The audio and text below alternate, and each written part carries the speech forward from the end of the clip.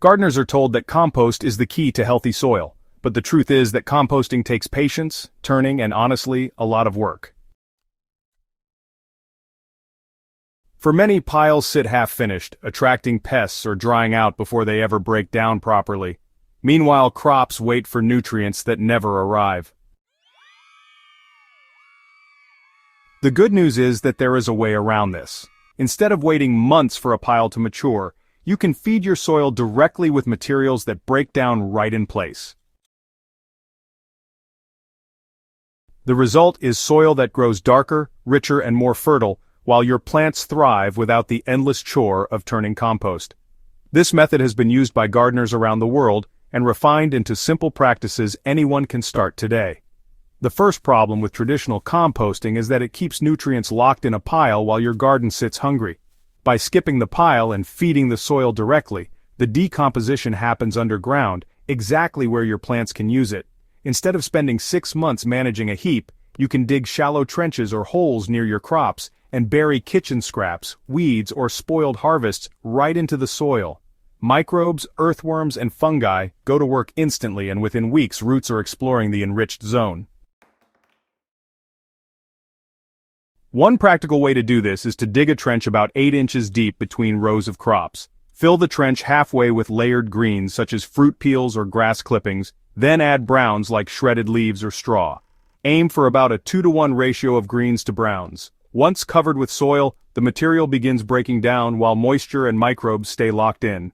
Unlike a pile that dries out, the buried matter decomposes steadily, feeding your plants from below. Instead of making compost, another effective method is to grow it directly in the form of green manure crops. These are plants like clover, fenugreek, cowpeas, or mustard that are sown to cover bare soil and then chopped down before they flower. When cut, they release soft, nitrogen-rich biomass that decomposes in place, adding both nutrients and organic matter. For example, if you have an empty bed after harvesting lettuce or beans, sow fast-growing mustard.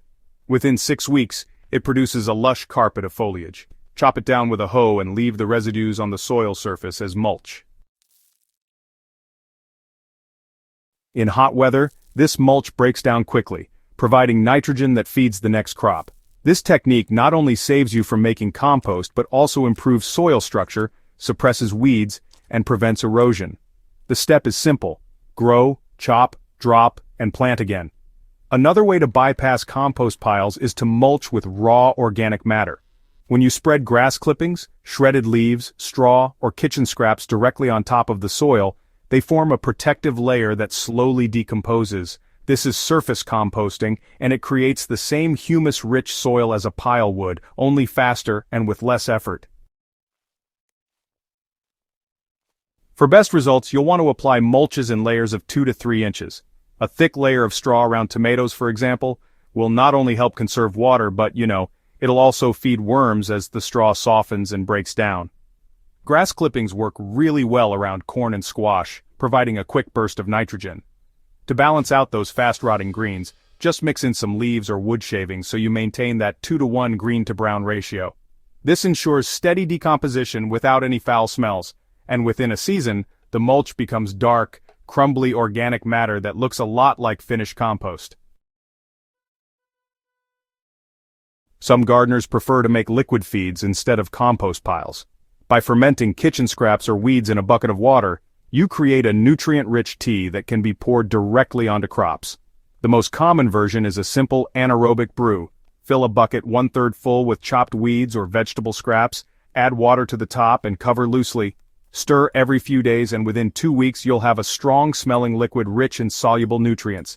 This tea can be diluted at 1 part tea to 10 parts water and applied to crops like leafy greens, which respond quickly to available nitrogen. Root crops benefit too, as the liquid stimulates microbial life in the soil.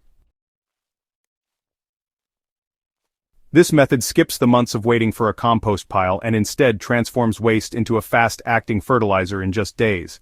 It is particularly useful in small gardens where space for a compost heap is limited.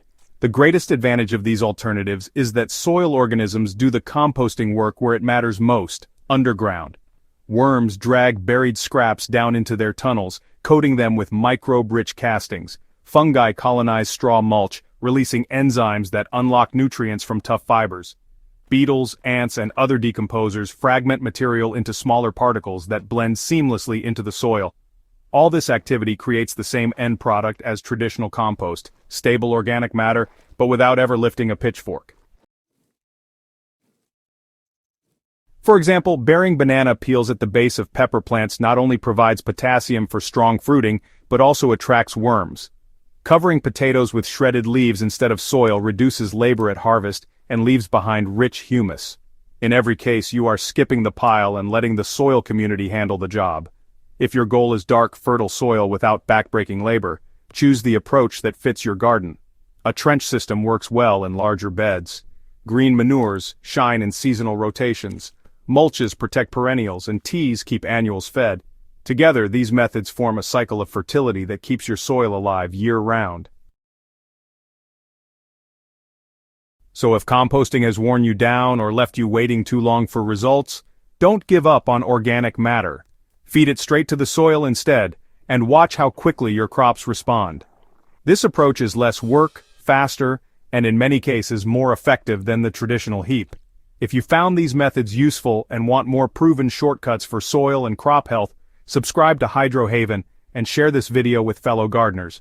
Together, we'll keep unlocking practical ways to make soil building easier and more rewarding.